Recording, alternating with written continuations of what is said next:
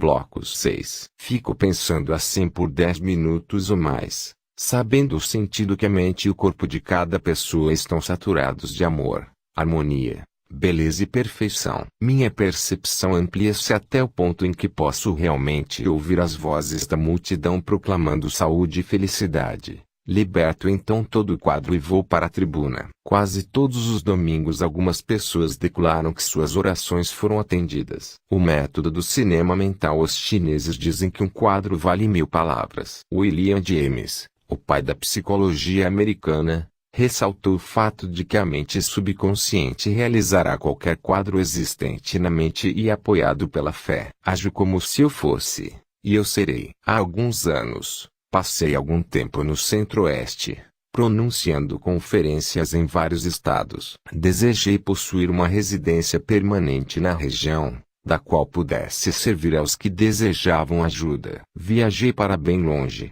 mas o desejo não deixou minha mente. Uma noite, num hotel em Spokane, no estado de Washington, estirei-me num sofá, relaxei completamente, imobilizei minha atenção e, de modo passivo e sossegado, imaginei-me dizendo a uma grande assistência: estou contente de estar aqui, tenho rezado pela oportunidade ideal. Vi nos meus olhos da mente a assistência imaginária e senti a realidade do que estava pensando. Desempenhei o papel do ator, dramatizei esse filme mental e senti, satisfeito, que as imagens estavam sendo transmitidas para o subconsciente, que as transformaria em realidade a seu próprio modo. Na manhã seguinte, ao acordar, experimentei uma grande sensação de paz e satisfação. Poucos dias depois, recebi um telegrama convidando-me a assumir a direção de uma organização no Centro-Oeste, o que aceitei, apreciando os vários anos que passei lá. O método aqui delineado atrai muitas pessoas que a ele se referem como o método do cinema mental. Recebi numerosas cartas de pessoas que ouvem meus programas radiofônicos e minhas conferências públicas semanais,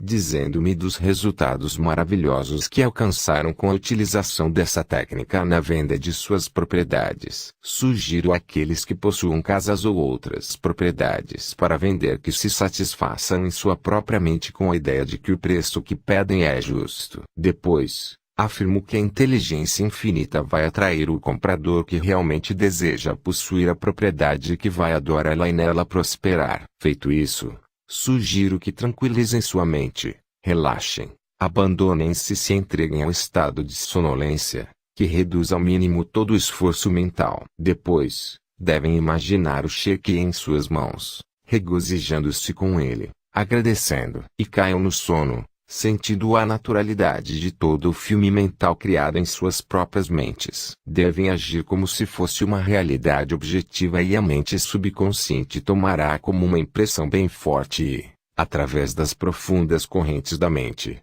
o comprador e o vendedor acabarão por encontrar-se. Um quadro mental existente na mente com o apoio da fé acabará por transformar-se em realidade. A técnica de Baldwin. Charles Baldwin foi professor do Instituto Rousseau, da França. Era um psicoterapista brilhante e diretor de pesquisas da nova escola de cura de Nancy, e ensinava em 1910 que o melhor caminho para impressionar o subconsciente era entrar em estado de sonolência, no qual todo o esforço se reduz ao mínimo. Depois, de modo calmo, passivo, receptivo, através da reflexão, transmitia a ideia ao subconsciente. A sua fórmula era a seguinte: uma maneira bem simples de assegurar isto, impregnação do subconsciente, é condensar a ideia que vai ser objeto da sugestão, resumindo-a em uma frase que pode ser prontamente gravada na memória e repeti-la inúmeras vezes como um acalanto. Alguns anos atrás, uma jovem senhora de Los Angeles empenhou-se em prolongado e áspero processo judicial entre a família por causa de um testamento. O marido lhe deixara em herança todos os seus bens, e os filhos e filhas que tivera de um casamento anterior lutavam asperamente para anular o testamento. Ela pôs em execução a técnica de Baldwin,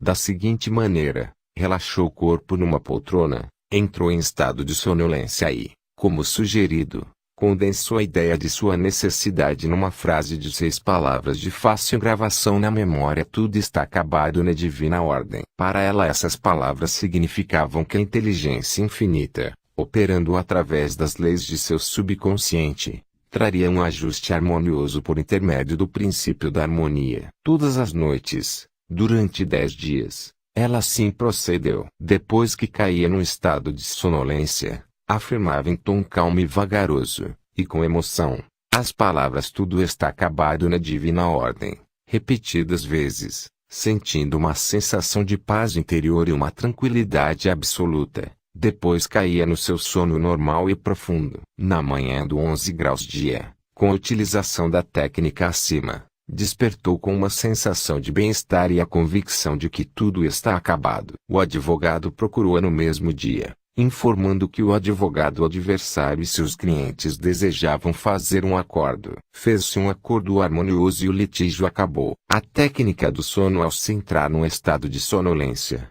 tudo e qualquer esforço é reduzido ao mínimo. A mente consciente fica submersa em grande escala. O motivo é que o grau mais alto de afloramento do subconsciente ocorre logo antes do sono e logo após despertarmos. Nesse estado, os pensamentos negativos, que tendem a neutralizar seus desejos e assim impedir a aceitação pelo subconsciente, não estão presentes praticamente. Suponha que você quer livrar-se de um hábito destruidor. Assuma uma postura confortável, relaxe seu corpo e fique quieto. Entre em estado de sonolência e, nesse estado, repita calmamente como um acalanto: estou completamente livre desse hábito. Em mim reinam supremas a harmonia e a paz de espírito. Repita assertiva acima calmamente, várias vezes, todas as noites e todas as manhãs. A cada vez que você repetir essas palavras, seu valor emocional se torna maior. Quando surgir o apelo para repetir o hábito negativo,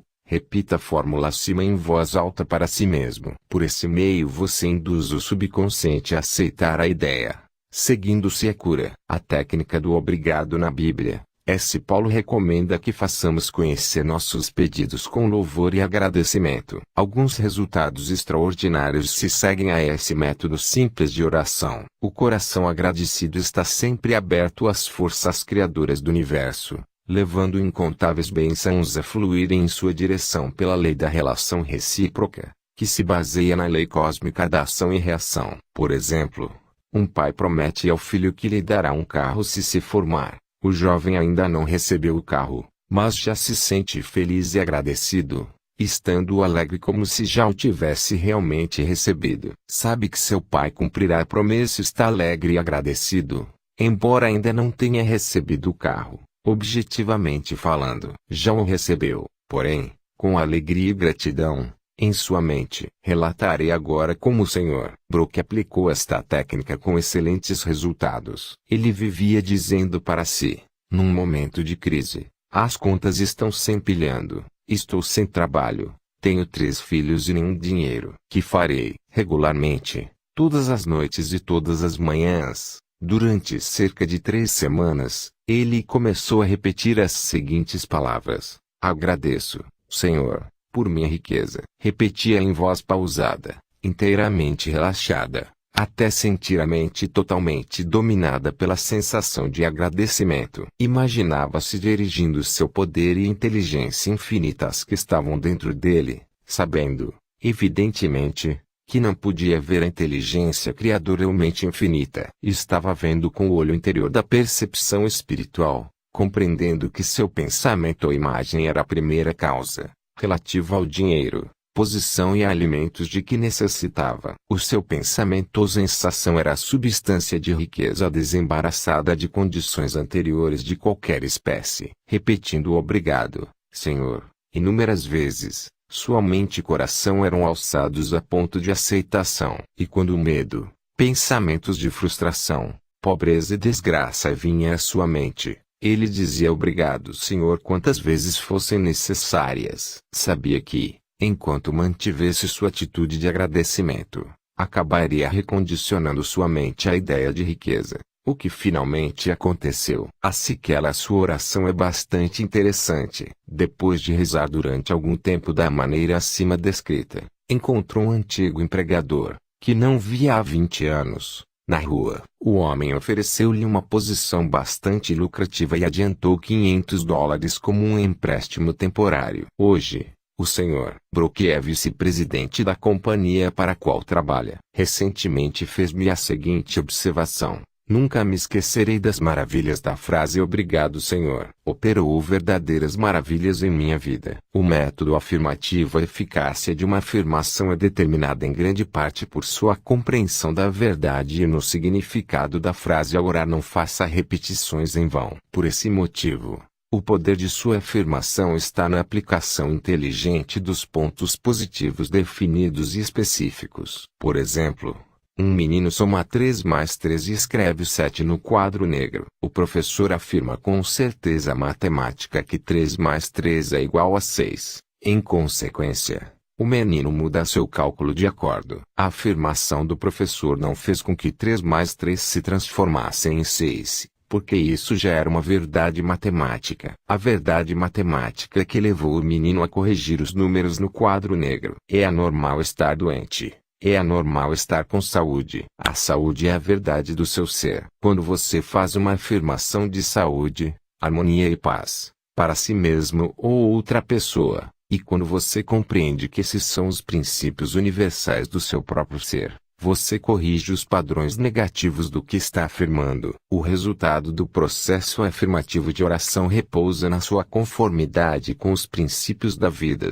Desprezadas as aparências. Reflita por um momento no fato de que existe um princípio da matemática, mas nenhum princípio do erro. Há um princípio da verdade, mas nenhum da desonestidade. Há um princípio da inteligência, mas nenhum da ignorância. Há um princípio de harmonia, mas nenhum de discordância. Há um princípio de saúde, mas nenhum de doença. Há um princípio de abundância, mas nenhum de pobreza. O método afirmativo foi escolhido pelo autor para uso em sua irmã, que ia ser operada para a remoção de cálculos biliares no hospital da Inglaterra. A condição descrita baseava-se no diagnóstico dos exames de hospital e nos exames usuais de radiografia. Ela me pediu que rezasse para que tudo corresse bem. Estávamos separados geograficamente por cerca de 10.000 quilômetros. Mas não há tempo nem espaço no princípio da mente. A mente ou inteligência infinita está presente em sua totalidade em todos os pontos, simultaneamente. Afastei todo o pensamento da contemplação dos sintomas e da personalidade física como um todo. E fiz a seguinte afirmação. Esta oração é para minha irmã Catherine. Ela está descontraída e em paz, firme, equilibrada, serena e tranquila. A inteligência curadora de sua mente subconsciente, que criou seu corpo, está agora transformando cada célula, nervo, tecido, músculo e osso do seu ser de acordo com o padrão de perfeição de todos os seus órgãos, o qual se acha em sua mente subconsciente. Em silêncio, quietamente, todos os padrões de pensamento distorcidos de seu subconsciente são removidos, dissolvidos e a vitalidade, perfeição e beleza do princípio da vida tornam-se manifestas em cada átomo do seu ser. Ela está agora exposta e receptiva às correntes curadoras que estão fluindo através dela como um rio, restaurando-a para uma saúde perfeita, harmonia e paz. Todas as distorções de imagens horríveis são agora expulsas pelo oceano de amor e paz que flui através dela. É assim que sucede. Afirmei as orações acima várias vezes por dia e, ao cabo de 2 semanas, minha irmã fez um novo exame que revelou uma cura notável, tendo a radiografia sido negativa. Afirmar é declarar que assim é que tem de ser e, se você mantiver essa atitude mental contra todas as evidências contrárias, receberá uma resposta à sua oração. O seu pensamento pode apenas afirmar, pois, mesmo quando você nega alguma coisa, está na verdade afirmando a presença do que nega. Repetir uma afirmação, sabendo o que está dizendo e por que o diz, leva a mente ao estado de consciência em que ela aceita o que você declara como verdadeiro. Continue afirmando as verdades da vida até conseguir a reação subconsciente que o satisfaça. O método da argumentação. Esse método corresponde exatamente ao seu nome. Provém do processo do Dr. Pines Parkhurst Kimby, do Maine. O Dr. Kimby, pioneiro das curas mentais e espirituais, viveu e exerceu sua profissão em Belfast, no Maine, há cerca de 1 século. Um livro que você deve ter em sua biblioteca é o manuscrito Kimby, publicado em 1921 pela companhia Thomas Y. Crowell, da cidade de Nova York, editado por Horatio Dresses. O livro contém relatos jornalísticos dos resultados alcançados por este homem notável no tratamento dos doentes com orações. Quimby repetiu muitas das curas milagrosas registradas na Bíblia. Em resumo, o método argumentativo utilizado por Quimby consiste no raciocínio espiritual em que se convence o paciente a si próprio de que a doença se deve a uma crença falsa, a temores sem base e a padrões negativos alojados no subconsciente. Você raciocina com clareza em sua mente e convence o paciente de que a doença ou mal deve-se unicamente a um padrão de pensamento distorcido, deturpado, que tomou forma em seu corpo. Essa crença é errônea em algum poder externo e causas externas exteriorizou-se como doença e pode ser mudada com a mudança dos padrões de pensamento. Você explica ao paciente que a base de toda a cura é mudança de fé. Você também ressalta que o subconsciente criou o corpo e todos os seus órgãos. Portanto, sabe como curá-lo. Pode curá-lo e o está fazendo enquanto você fala. Você argumenta no tribunal da sua mente que a doença é um aspecto da mente baseado no pensamento e imagem mórbido, impregnado de doença. Você continua a desfilar todas as evidências que pode reunir em nome do poder curador que há dentro de cada um, o qual criou todos os órgãos e que possui um modelo perfeito de cada célula, nervo e tecido. Depois, dá o seu veredicto na corte da sua mente, em seu favor ou no de seu paciente. Você liberta o doente pela fé e compreensão espiritual. Sua evidência mental e espiritual é irresistível, havendo apenas uma única mente. O que você sente como verdade ressurgirá na experiência do seu paciente. Esse processo é, em essência, o método da argumentação utilizadas pelo Dr. Quimby, do Maine, de 1849 a 1869. O método absoluto é como a moderna terapia da onda sonora. Muitas pessoas, no mundo inteiro, praticam essa forma de tratamento por oração com resultados maravilhosos. A pessoa que usa o método absoluto menciona o nome do paciente, que pode ser de John Jones, e depois, em silêncio e tranquilidade, pense em Deus e suas qualidades e atributos, tais como: Deus é bem-aventurança, amor sem limites, inteligência infinita, todo-poderoso, sabedoria ilimitada, harmonia absoluta, beleza indescritível e perfeição. Enquanto pensa calmamente nessas coisas, é alçado a um novo comprimento de onda espiritual, no qual sente que o oceano infinito do amor de Deus está dissolvendo tudo que lhe seja diferente na mente e corpo de John Jones. Para quem está orando, sente que todo o poder e amor de Deus estão agora focalizados em John Jones e o que quer que o incomode ou perturbe é agora completamente neutralizado na presença do oceano infinito de vida e amor. Por método absoluto de oração pode ser comparado a onda sonora ou terapia de som, que me foi recentemente demonstrada por um eminente médico de Los Angeles. Ele possui um aparelho de ondas de ultrassom, que oscila em tremenda velocidade e envia ondas sonoras a qualquer área do corpo para a qual é dirigido. Essas ondas sonoras podem ser controladas, tendo-me informado que obteve resultados notáveis na dissolução de depósitos calcários artríticos, bem como na cura e remoção de outras condições anormais. Na medida em que nos alçamos conscientemente na contemplação das qualidades e atributos de Deus, geramos ondas eletrônicas espirituais de harmonia, saúde e paz. Muitas curas notáveis foram obtidas com a aplicação dessa técnica de oração. Uma paralítica anda ao Dr. Pines Parkhurst Quimby, de quem já falamos neste capítulo, usou o método absoluto nos últimos anos da sua carreira. Foi realmente o pai da medicina psicossomática e o primeiro psicanalista. Possuía a capacidade de diagnosticar,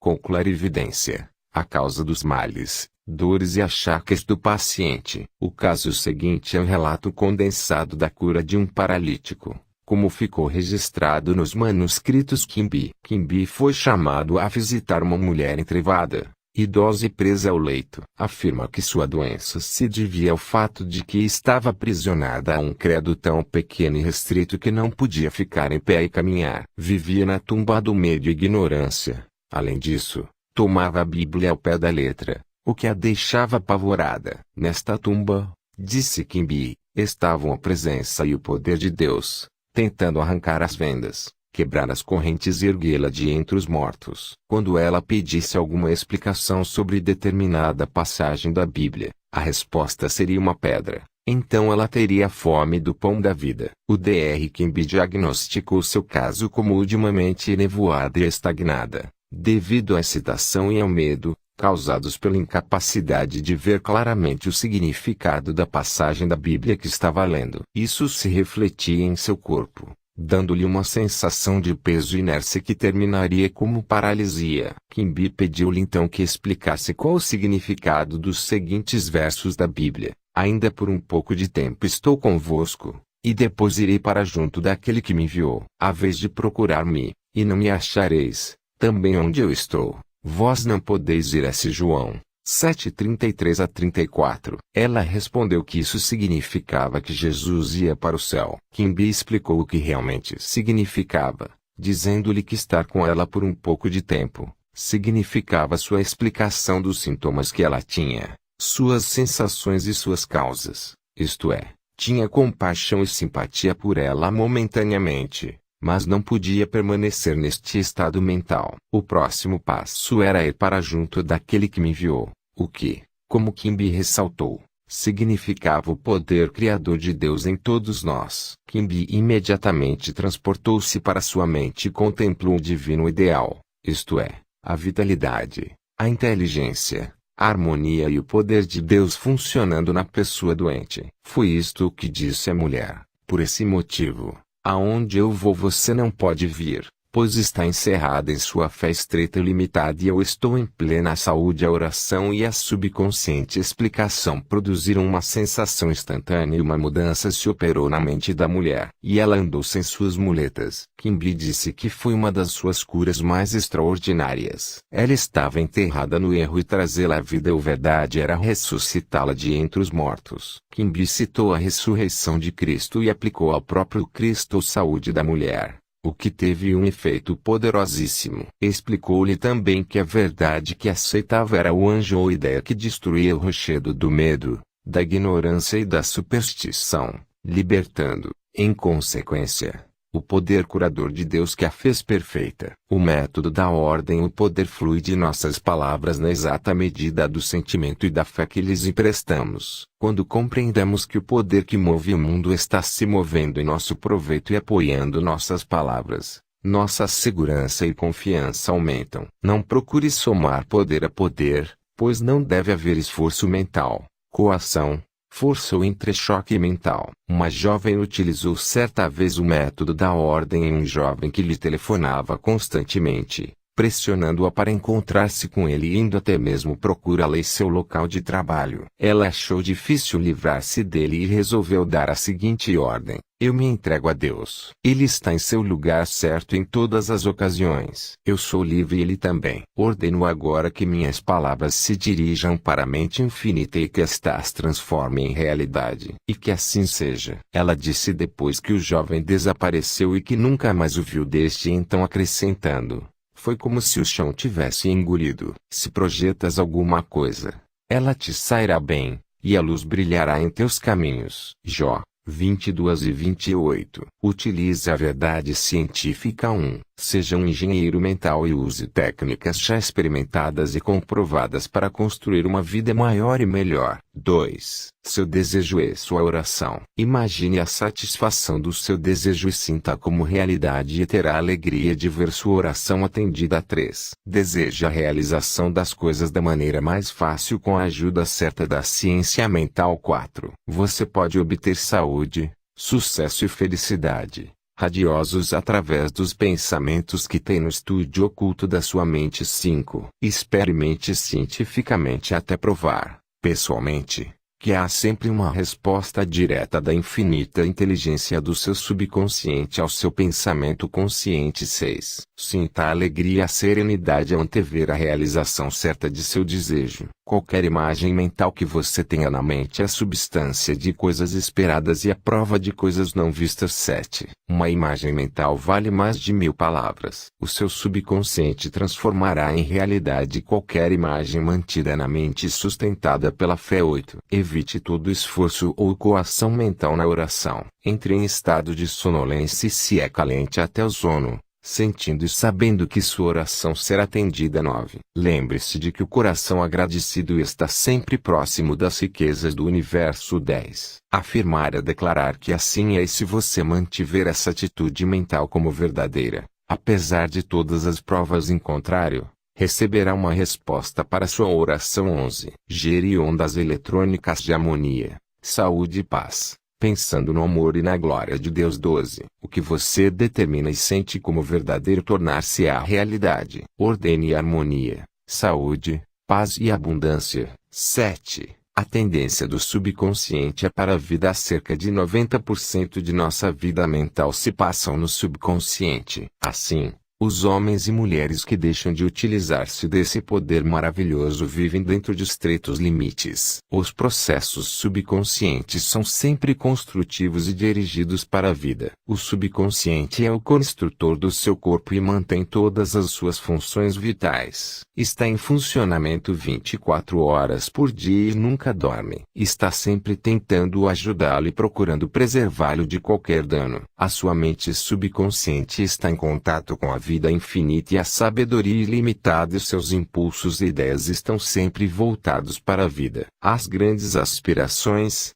inspirações e visões de uma vida melhor e mais nobre saem do subconsciente. As suas convicções mais profundas são aquelas com as quais você não pode argumentar racionalmente, pois não se originam de sua mente consciente, vêm de sua mente subconsciente. O seu subconsciente fala-lhe através de intuições, impulsos, pressentimentos, sugestões, anseios e ideias, e está sempre a dizer-lhe que se erga, distinga-se, cresça, avance, aventure-se, se alce a novas alturas. O impulso de amor e o de salvar vidas alheias vem das profundezas do seu subconsciente. Por exemplo, no grande terremoto, seguido de incêndio, de São Francisco, a 18 de abril de 1906, inválidos e paralíticos que há muito estavam confinados às suas camas levantaram-se e realizaram alguns dos mais extraordinários feitos de bravura e resistência. O desejo intenso de salvar outras vidas a qualquer custo jorrou de dentro deles e a mente subconsciente reagiu de acordo. Grandes artistas,